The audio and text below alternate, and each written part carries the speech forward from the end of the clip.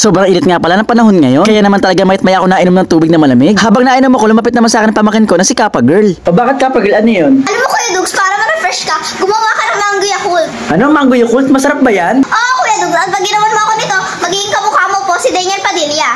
Talaga? Totoo yan. Sige. Dahil gusto ko rin talaga ma-refresh, pumayag ako na gawin namin yung Mango Yakult. Kailangan lang naman namin ng gatas tsaka ng Yakult. Dahil nga sobrang init, sarado ang mga tindahan. Kaya pumunta na kami dito sa Zero C. Mura lang naman mga bilihin dito eh. Isang pirasong Yakult lang naman bibili namin, pero si Kappa Girl kumuha pa ng basket. Ang kaso, nilibot ko na itong buong Zero C. Binuksan ko na rin lahat ng freezer. At nagtanong ako sa cashier, wala palang Yakult dito. Kaya naman lumipat kami dito sa Dali. Tatawa nga ako kasi akala namin sarado ay bumukas ang pintuan. Hindi na pala masense ng sensor si Kappa Girl. Nakakita na pala kami dito ng gatas na cow milk na gawa sa baka. Kaya kinuha na agad namin to. Tapos si Kappa Girl, sabi ko isang pirasong Yakult lang. Pero kinuha niya 6 na piraso. Kaya sobrang saya niya. Pagka-uwi nga namin sa bahay, ginawa agad namin isang basong transparent. Namin nilagay yung mangga. Maraming mangga, mas masarap. Hindi na nga pala kami bumili ng mangga kasi hiningi lang namin to sa kapitbahay. Tapos sa mangga, yellow naman. At after ng yellow, yung gatas naman. Huwag masyadong puno kasi lalagyan pa natin to ng Yakult. Yakult kasi itong pinakahuling ilalagay natin. Then ayan na nga pala at finish na. Ngayon, titikman na natin kung anong lasa. Si Kappa Girl nga pala muna ang unang titikim. Ito nga pala ang reaction niya. Sobrang sarap! Thank you Kuya Dugs, kamukha mo talaga si Daniel Padilla.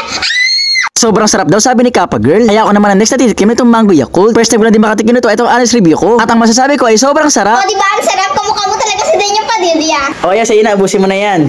Thank you Kuya Dugs, kamukha mo talaga si Daniel Padilla.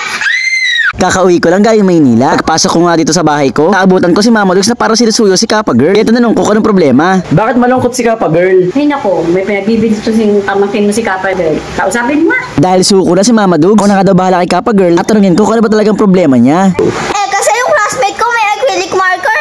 Ako wala, gusto ko rin nun. Nagselos pala siya sa classmate niya dahil mayroong acrylic marker. Buti na lang mabait akong tito. Meron akong pasalubong sa kanya. Sabi ko huwag niyang buksan pero hulaan niya kung ano to. Ano to? Acrylic marker?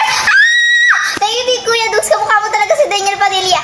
Dahil lagi niya ako sinasabihin na kamukha ko doon si Daniel Padilla. Ito nga at binilhan ko siya ng acrylic marker. Kasi pag naman siya mag-aaral at first honor pa. 36 pieces nga itong binili ko sa kanya para madami siya magamit. Sobrang dami nito, hindi na siya may inggit sa classmate niya. Kaya sabi ko sa kanya, huwag na siya may inggit sa classmate niya. Sabi ko naman yung mga classmate niyang walang ganito ay pwede niyang pahiramin. Mas maganda rin nag-share, di ba? Binigay ko na nga ito kay Kappa Girl at sobrang saya niya.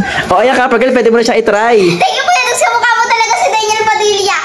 Promise ko sa'yo magiging honor ulit po ako sa school. Ay tatay, pwede magsulat ka na. Thank you Kuya Dugs, kamukha mo talaga si Daniel Padilla. Magsusulat na ako. Susubukan na nga niya itong acrylic marker na binigay ko sa kanya. Subukan nga pala niya yung color red. Tapos nag-drawing siya ng mga heart chart sa bawat sulok. Galing nga pang drawing na pang color pa. At ito pala yung sinulat niya. Ang sabi niya, I love you Kuya Dugs. Kamukha mo si Daniel Padilla. From your favorite pamangkin, Kappa Girl. I love you, Kuya Dugs. Kamukha mo si Daniel Padilla. From your favorite pamangkin, Kappa Girl. Thank you sa acrylic marker.